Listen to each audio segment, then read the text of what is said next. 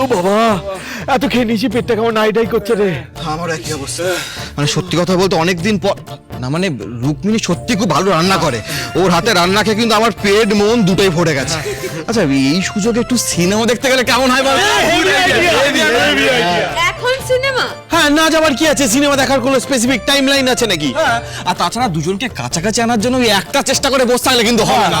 ব্যাপারটা two be continued করে যেতে হবে। ঠিক আছে, তাহলে এই সিনেমা দেখার প্ল্যানটাই হোক। আমি ওদের রেডি হতে বলি। ব্যাপারটা আগে ছোকে নি। দেখো, টিকিটটা এমন ভাবে কাটতে হবে যেখানে বাবা আর মাম্মাম আমাদের সবার থেকে আলাদা বসতে পারে আর কথা বলতে বাধ্য হয়ে যাবে। তুই তো পুরো কিউপিড হয়ে গেছিস রে। আচ্ছা, আমাকে একটা কথা বল, তোর নিজের সেটিংটা কবে করবি? নাকি অলরেডি করে ফেলেছি আমরাই জানি? কেন, আমি কোথা থেকে আসছি? বাবা আর মাম্মামের কথা হচ্ছে তো। এই যে তুমি টিকিটটা কাটো আর বাবার মাম্মামের টিকিটটা আলাদা। হ্যাঁ, আমার একটা প্রশ্ন আছে, আমরা জাম্বো আর রুক্মিণীকে ওখানে নিয়ে যাওয়ার জন্য রাজি করাবো কি করে? আমার কাছে একটা আইডিয়া আছে। প্ল্যানটা এমন ভাবে করতে হবে যাতে স্যারের মনে হয় ম্যাম স্যারের সাথে সময় কাটাতে চান, আর ম্যামের মনে হয় স্যার ম্যামের সাথে সময় কাটাতে চান। না সে তো বুঝলাম, কিন্তু আমার বক্তব্য হচ্ছে, কিন্তু করব কি করে সবটা? সব বলছি, শুনুন। আমাদের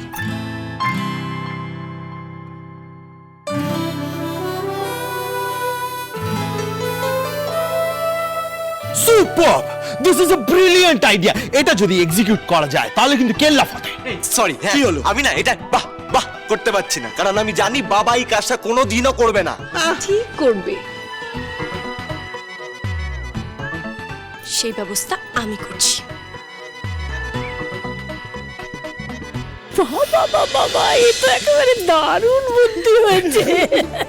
এই প্ল্যানে আমিও আছি তোমাদের সঙ্গে, কিন্তু রিদ্ধি কোথায়? তাকে ডাকো, সে না হলে আমি কাজটা করব কি করে?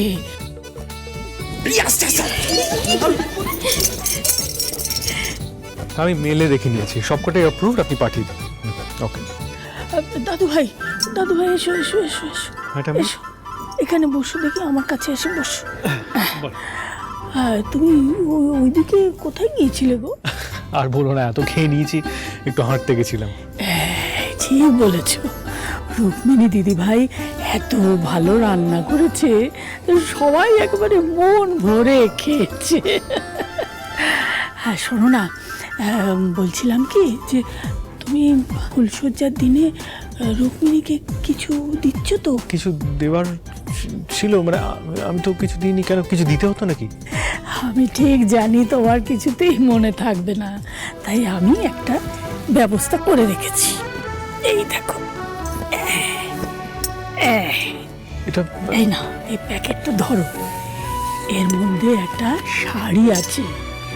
এইটা তুমি রুক্মিণী দিদি ভাইকে দেবে, দিয়ে বলবে এই শাড়িটা ওর জন্য তুমি কিনে এনেছো, কেমন?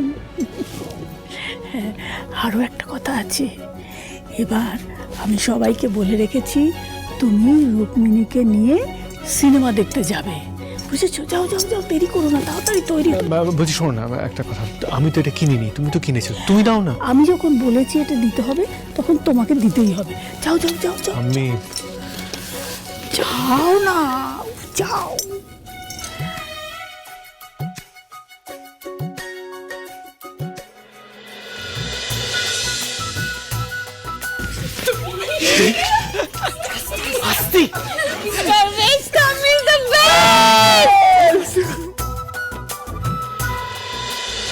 আচ্ছা, ওরকম নাইটমেয়ার আর আসছে না তো? যদি আসে তাহলে কিন্তু যে যে টেকনিকগুলো আমি বলেছিলাম সেগুলো অ্যাপ্লাই করতে হবে রোজ রাত্রিবেলা শোয়ার আগে। এটা নিন, নিন আর দেখে বলুন যে আপনার পছন্দ হয়েছে। কলের মধ্যে আছে। না না, ঠিক আছে, আমার সাথে তো পরে কথা হতে পারে। না না, পরে কথা বলার তো কিছু নেই, বলুন। আপনার নতুন বিয়ে হয়েছে ম্যাডাম, স্যার ভালোবেসে আপনার জন্য গিফট নিয়ে এসেছি, দেখে নিন। আমি কাল ফোন করবো, কোনো ব্যাপার না, রাখছি। এইটুকু সেন্স নেই আপনার? দেখতে পাচ্ছেন না আমি একটা কলের মধ্যে আছি, এখনই গিফট দিতে হলো? সরি সরি, আমি বুঝতে পারি না আপনি একটা সেশনে আছেন। না দেখি ঢুকে পড়ে, ভুল তো মানুষ মাত্রই হয়। আপনি সব বিষয়ে তো ঝগড়া করেন কেন বলুন তো? কি? আমি সব বিষয়ে ঝগড়া করি? হ্যাঁ, তাই তো করছে। হ্যাঁ, সেসব নিয়ে কথা বলার আমার সময় নেই। আপনি এটা নিন, এটা নিন, ধরুন, দেখে বলুন আপনার পছন্দ হয়েছে কিনা। আপনি আবার হঠাৎ করে গিফট আনতে গেলেন কেন? আমি কেন নেব এটা? আমি তো নেব না, আমার কোনো দরকার নেই তো গিফট নেওয়ার। আপনি নিন না এটা। আরে এর কারণ আছে, নিন। কি কারণ? সব বিষয় কি গিফট, কেন গিফট, সব কারণ জানতে হবে নাকি? আপনি নিন আর নিয়ে বলুন পছন্দ হয়েছে কিনা। না, আমি নিতে পারবো না এটা। আপনি নেবেন না এটা? না। তাহলে বলুন, সেদিনকে আমার যখন শ্বাসকষ্ট হচ্ছিল আপনি কি করে কমিয়েছিলেন? এটা নিতে হবে তো, আমি নিয়ে নিচ্ছি।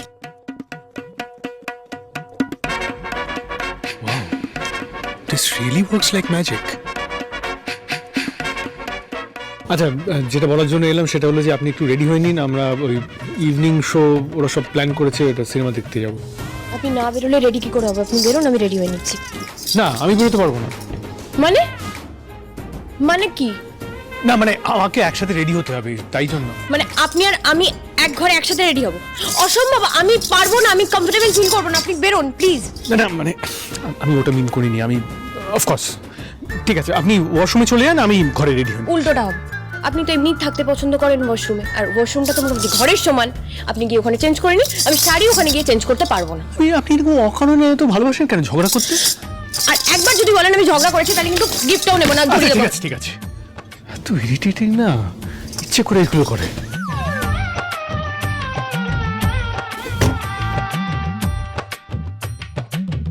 গিনিজে নামও ওটা হচ্ছে।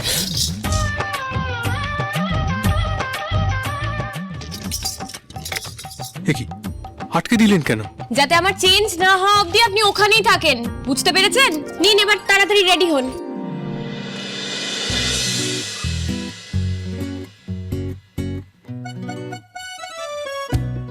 লোকটা তো একটা ভালো কায়দা পেয়েছে আমাকে চুপ করাবার। বারবার সেদিনের কথা বলছে আর আমাকে চুপ করে যেতে হচ্ছে। এবার আমি কি উত্তর দেব?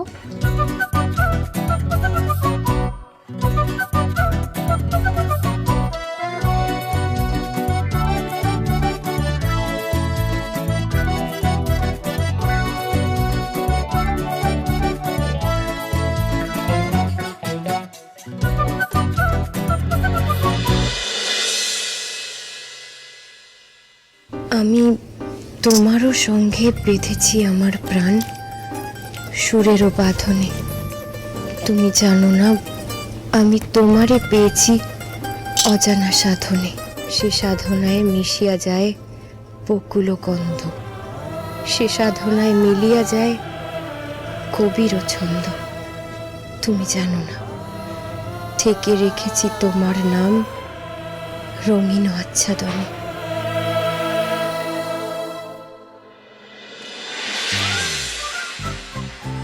উনি হঠাৎ এটা আমাকে দিতে গেলেন কেন? আবার সিনেমায় যাওয়ারও প্ল্যান করছেন। ব্যাপারটা তো আমার সুবিধার লাগছে না।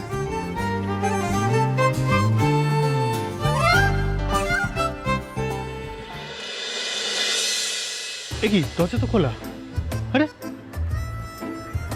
কি রে বাবা, ঘর থেকে উনি চলে গেলেন, একবার জানালেন না আমাকে? আমি ওয়াশরুমে বসে আছি। অদ্ভুত মহিলা।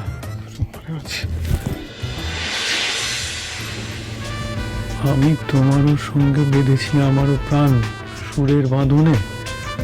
তুমি জানো না আমি তোমারে পেয়েছি অজানা সাধনে।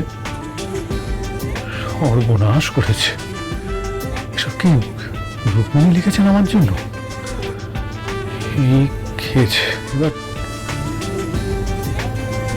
অবশ্য নিজে রকম নিশ্চয়ই আমাকে ফলস পজিশনে ফেলার জন্য, আমাকে ইরিটেট করার জন্য এসব করেছেন। দাঁড়া, দেখাচ্ছি মজা। রুক্মিণী, রুক্মিণী, ডক্টর রুক্মিণী সেনগুপ্ত।